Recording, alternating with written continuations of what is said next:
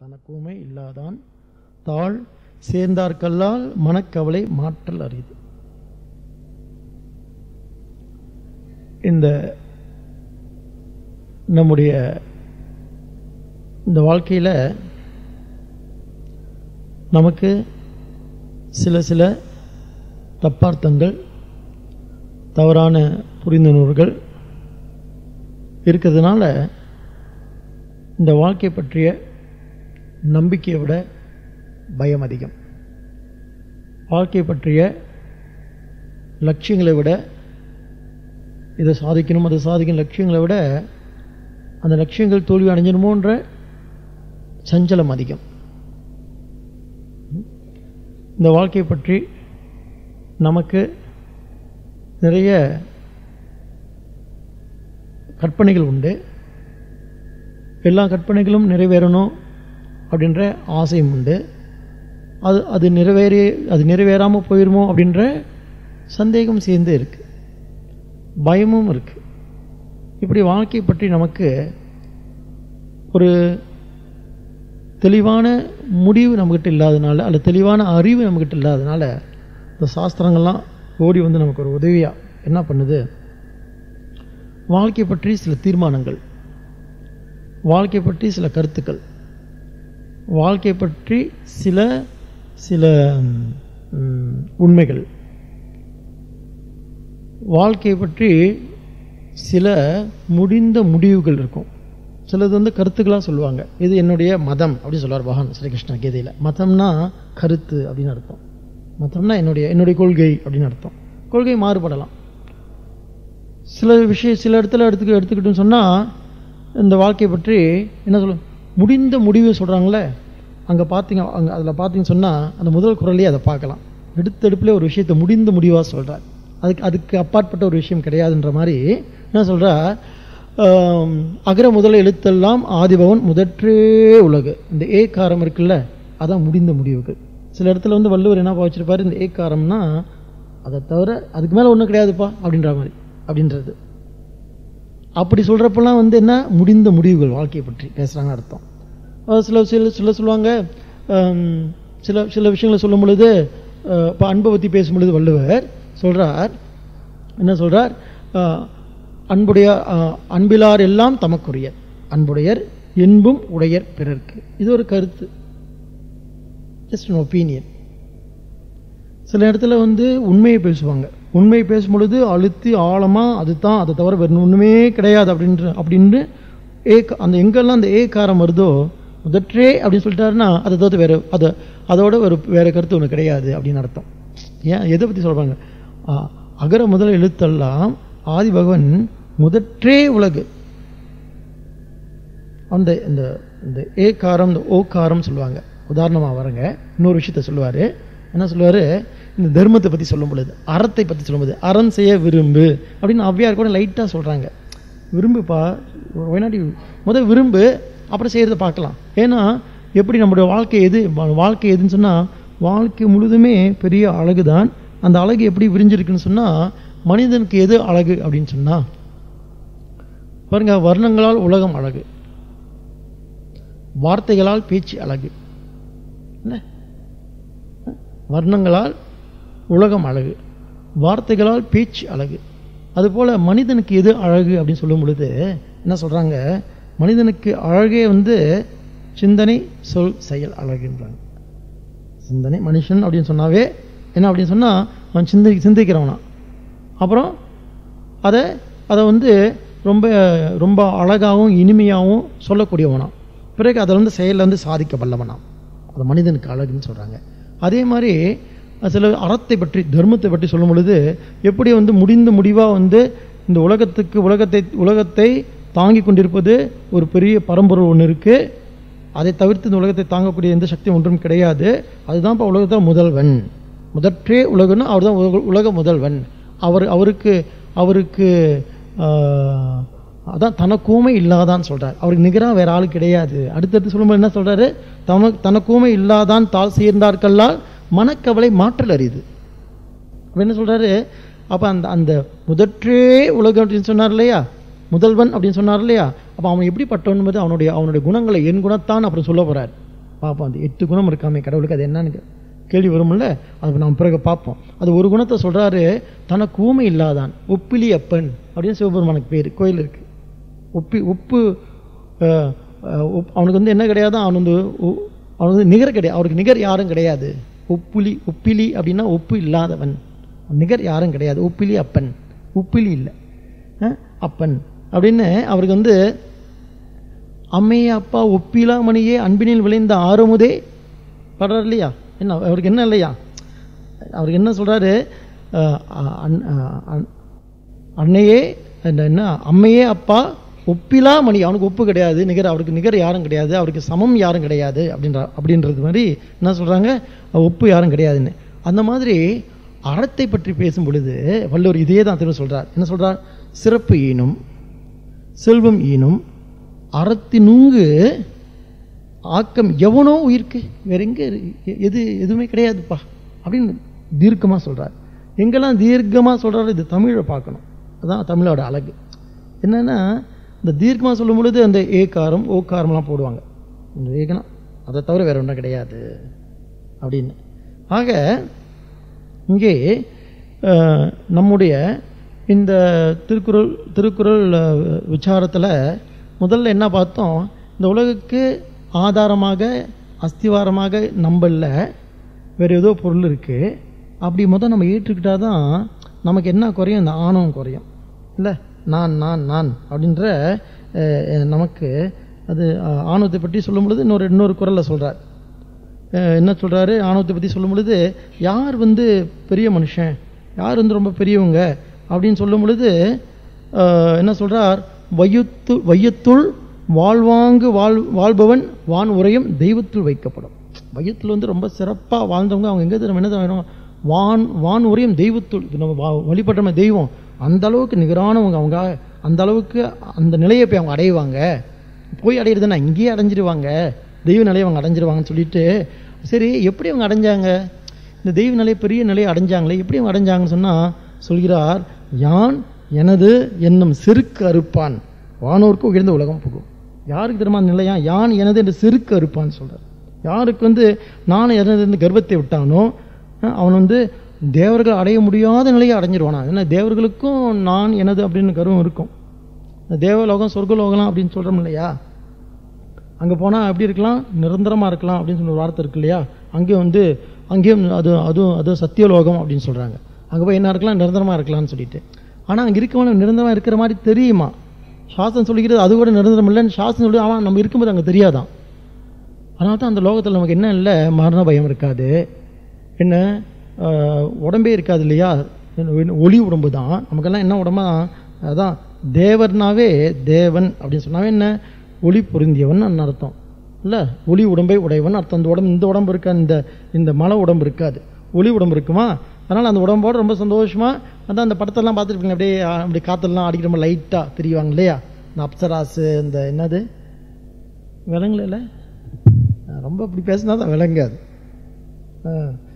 இந்த என்னது அது பேர் என்ன மறந்து நேரத்துக்கு வராது, இந்த மோகினி இல்லை என்ன அது, இந்த அப்சராஸ்லாம் இருக்காங்க தெரியுமா, தேவதைகள்லாம் இந்த திலோத்தமா போகிறது பேர் என்ன ஊர்வசியா பார்த்தீங்களா, அந்த பேர்லாம் வர மாட்டேது நமக்கு, பழக்கம் இருந்தால் தானே வரும். நம்மளாம் பார்த்தது கிடையாது. நம்ம ஊர்வசி திலோத்தமா இன்னும் பேர்லாம் இருக்குது, மோகினி இதெல்லாம் பார்த்தீங்களா ரொம்ப ரொம்ப சந்தோஷமாக எல்லாம் ஆடிக்கிட்டே இருப்பேன், எவ்வளோத்தாலும் ஆடிக்கிட்டு இருப்பாங்க.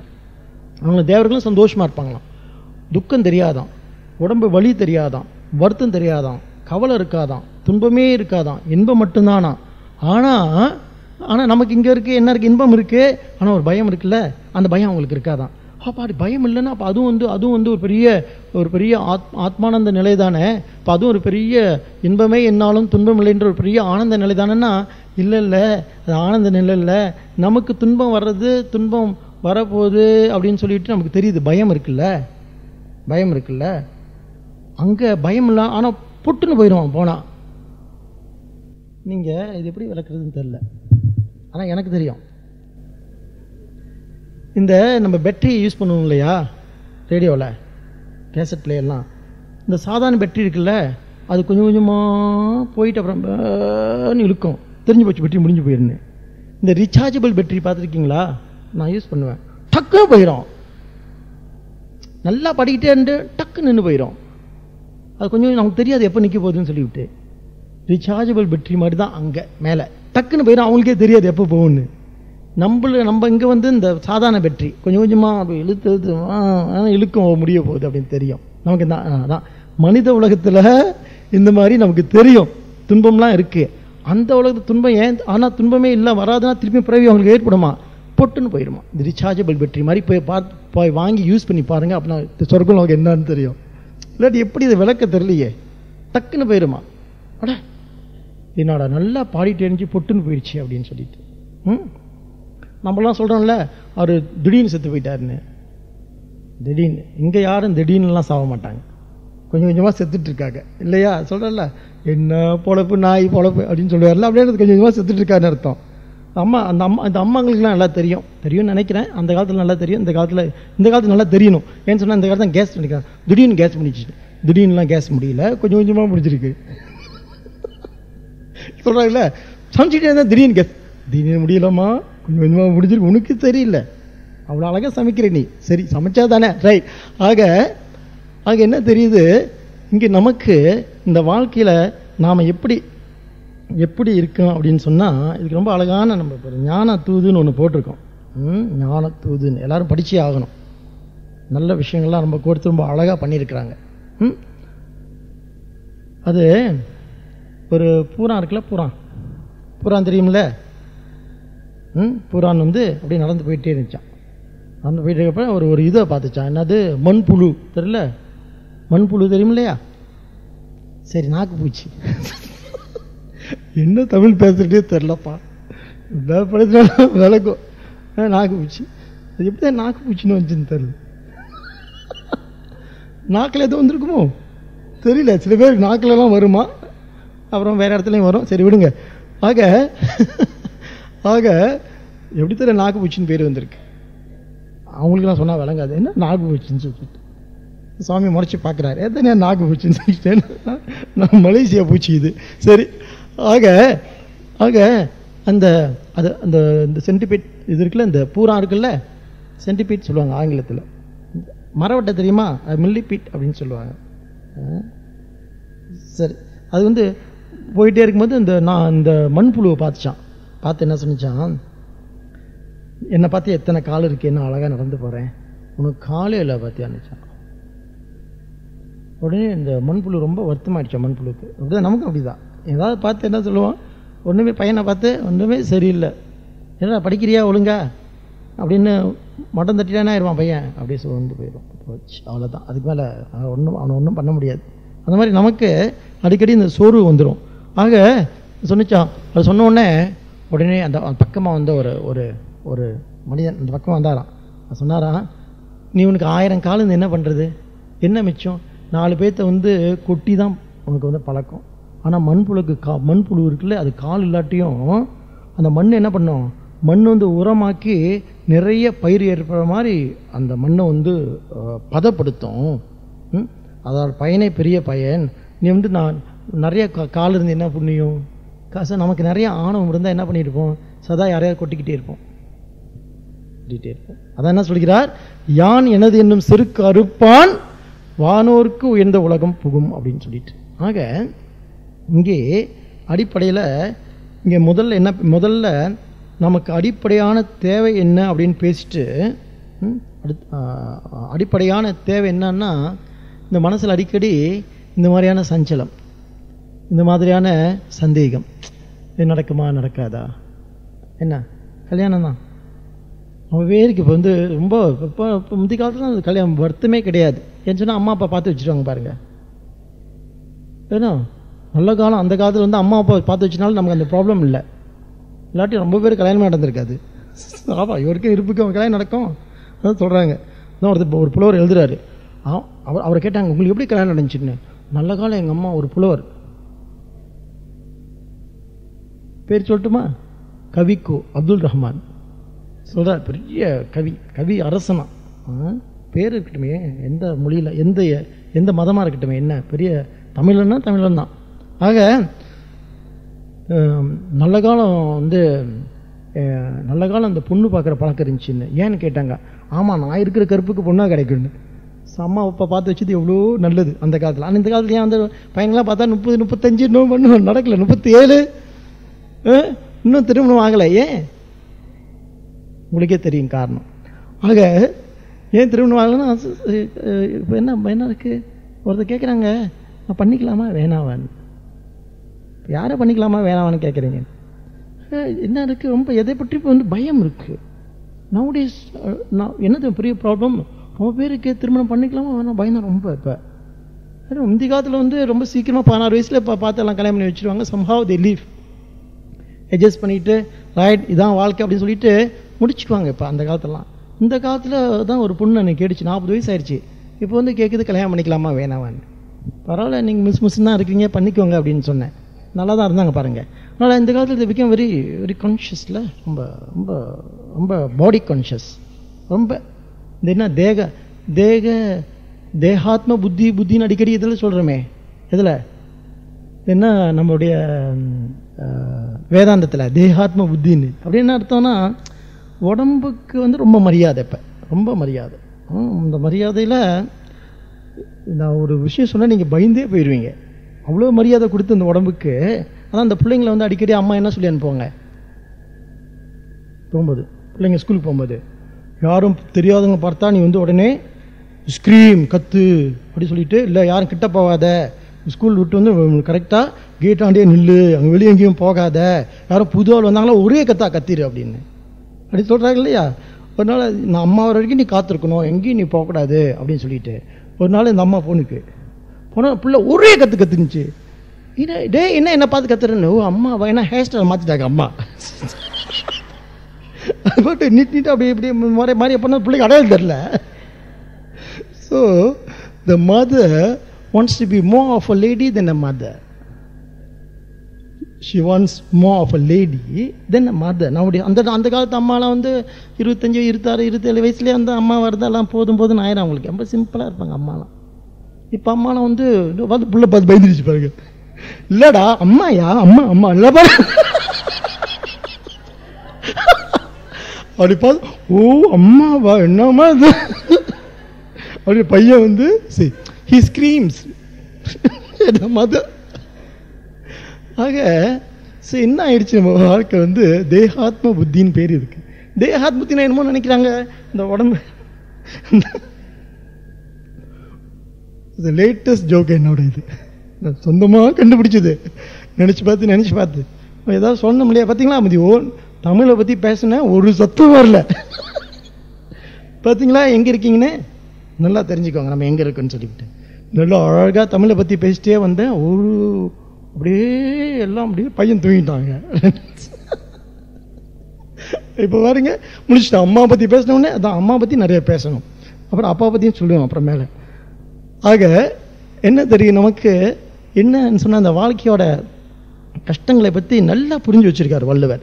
நல்லா சொல்கிறாரு, இந்த வாழ்க்கைக்கு தேவையான என்ன இல்லைன்னா உறுதி இல்லை, தேவையான என்ன ஸ்ரத்தா நம்பிக்கை இல்லை, தேவையான ஒரு மனோ பலம் இல்லை, நெஞ்சில் உரம் இல்லை, நேர்மை திறம் இல்லை, வஞ்சனை செய்வாரடி இவர் வாய்ச்சொல்லில் வீரரடி. நெஞ்சில் உரமுமின்றி நேர்மை திறமுமின்றி வஞ்சனை செய்வாரடி இவர் வாய்ச்சொல்லில் வீரரடின்னு சொல்லிட்டு. ஆக யாருக்கு நெஞ்சிலிருந்து ஒரு உரம், ஒரு வேகம், ஒரு உரம்னா ஒரு திருப்தினா ஒரு திடம், அப்புறம் நேர்மை திறம் அதெல்லாம் இல்லாட்டி சதா என்ன வஞ்சனை செய்வார்னா மற்றவங்களை வஞ்சனை செய்து இருக்கட்டும், நமக்கே அஞ்சி வாழ்வார் இவர் அஞ்சாத பொருள் இல்லை. அவனை ரொம்ப பார்த்து பாடுறார் பாரதியார். எல்லாத்தையும் பார்த்து என்ன ரொம்ப அழகாக பாடுறாரு. இந்த இதை பார்த்து ரொம்ப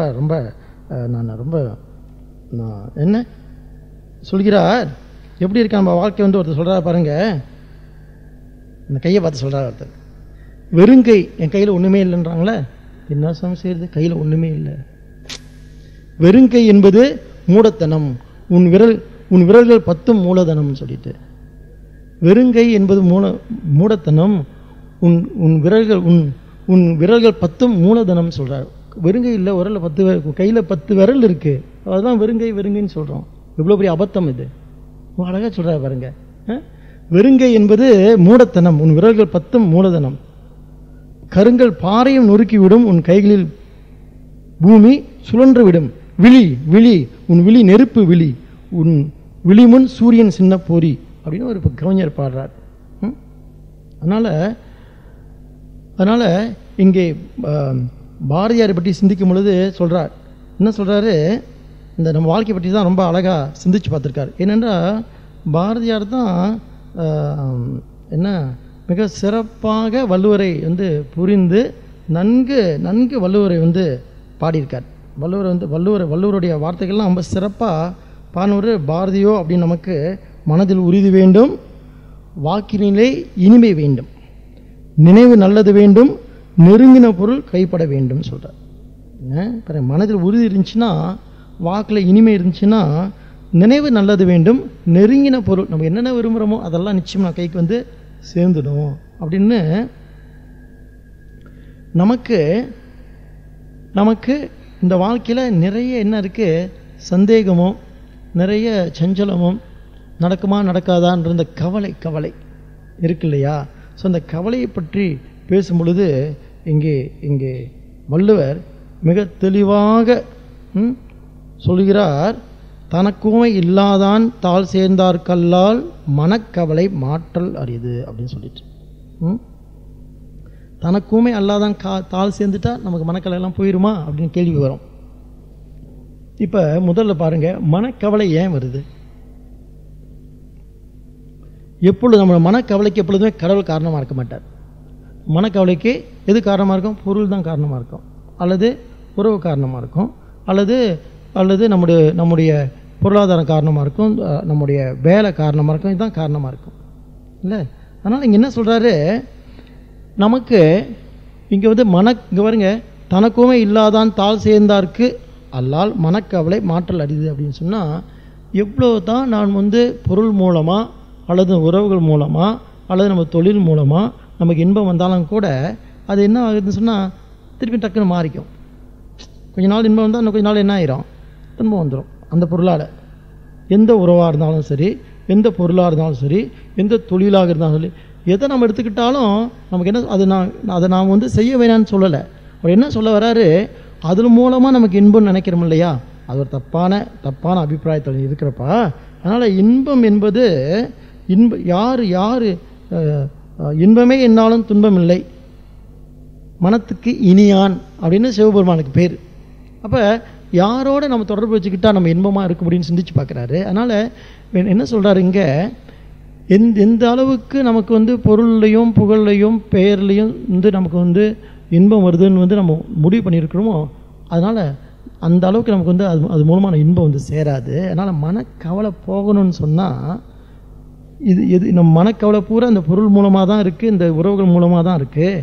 இன்பம் என்பது யார் மூலமாக வரும்னு கண்டுபிடிங்கன்னு சொல்கிறார்.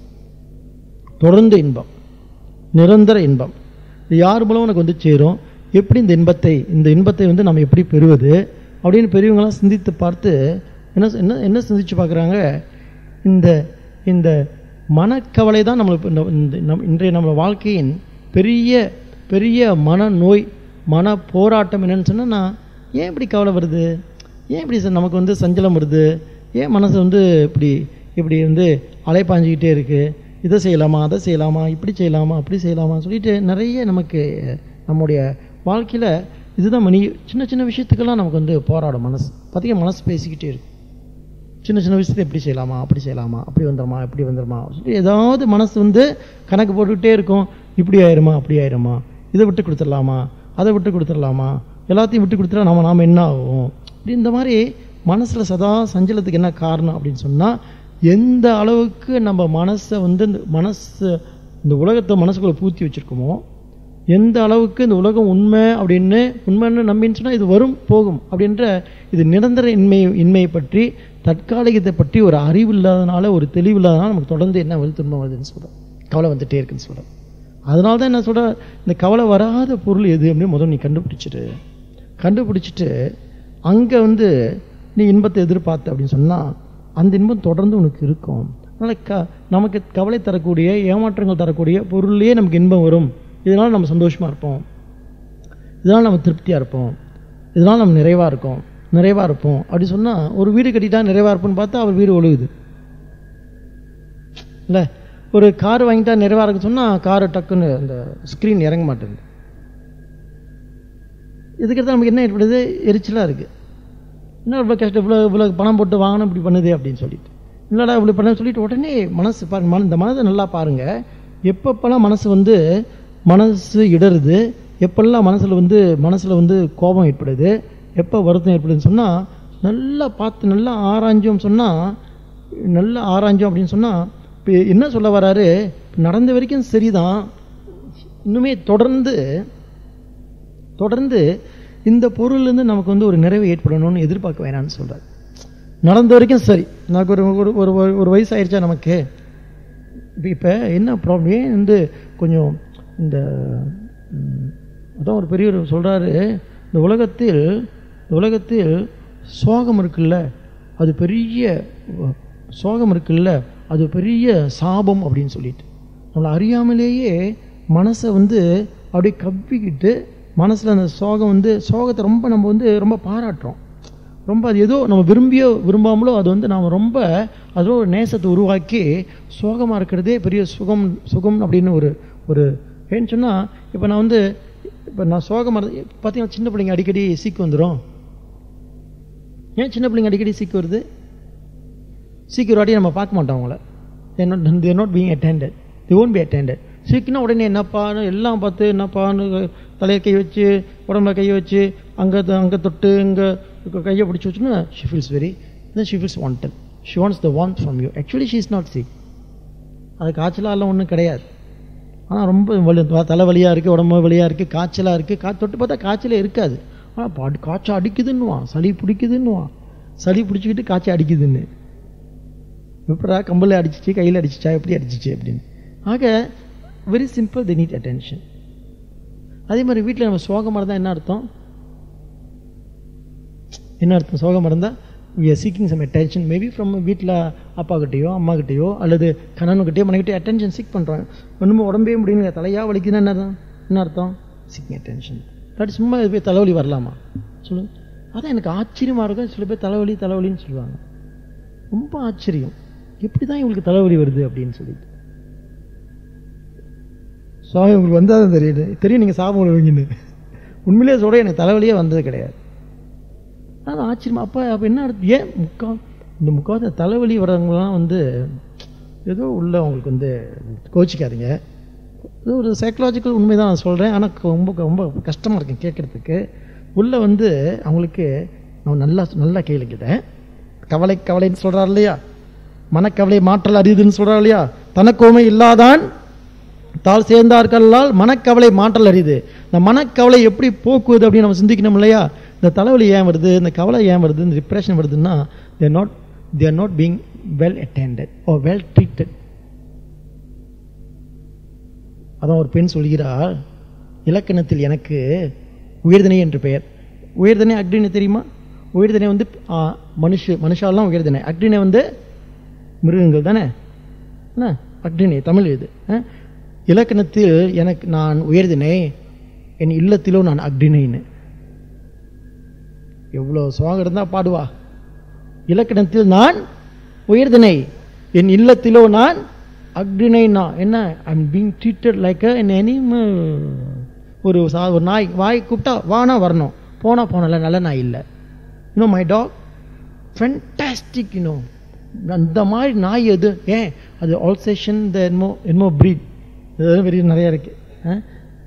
அந்த ப்ரீட் இன்னும் வாய் பிகாஸ் இட்ஸ் வெரி ஒபீடியன்ட். இந்த தெருநாய் கூப்பிட்டா வராது, அது பாரு வாழை அப்படியே பார்க்கும். அது நினைச்சா விரும்பினா வரும். அது கொஞ்சம் புத்தி உள்ள நாய். அது அவன் சொல்கிறாங்க இதுதான் புத்தி உள்ள நாயாம். when somebody is very obedient, ரொம்ப சொல்கிறதெல்லாம் கேட்டுக்கிட்டா புத்தி உள்ள சொல்கிறான். மனுஷன் எப்படிப்பட்டவன் பாருங்க.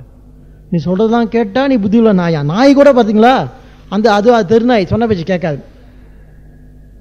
அவன் என்ன எதிர்பார்க்குறான்? அவன் சொல்கிறதெல்லாம் கேட்டு நடக்கணும்னு எதிர்பார்க்குறான். he wants everybody to be obedient. அதான் சுவாமி சொல்லுவார், don't expect your children to be obedient. Obedient is a word for the dogs. சுவாமி தயானந்தா சொல்லுவார், don't expect your children to be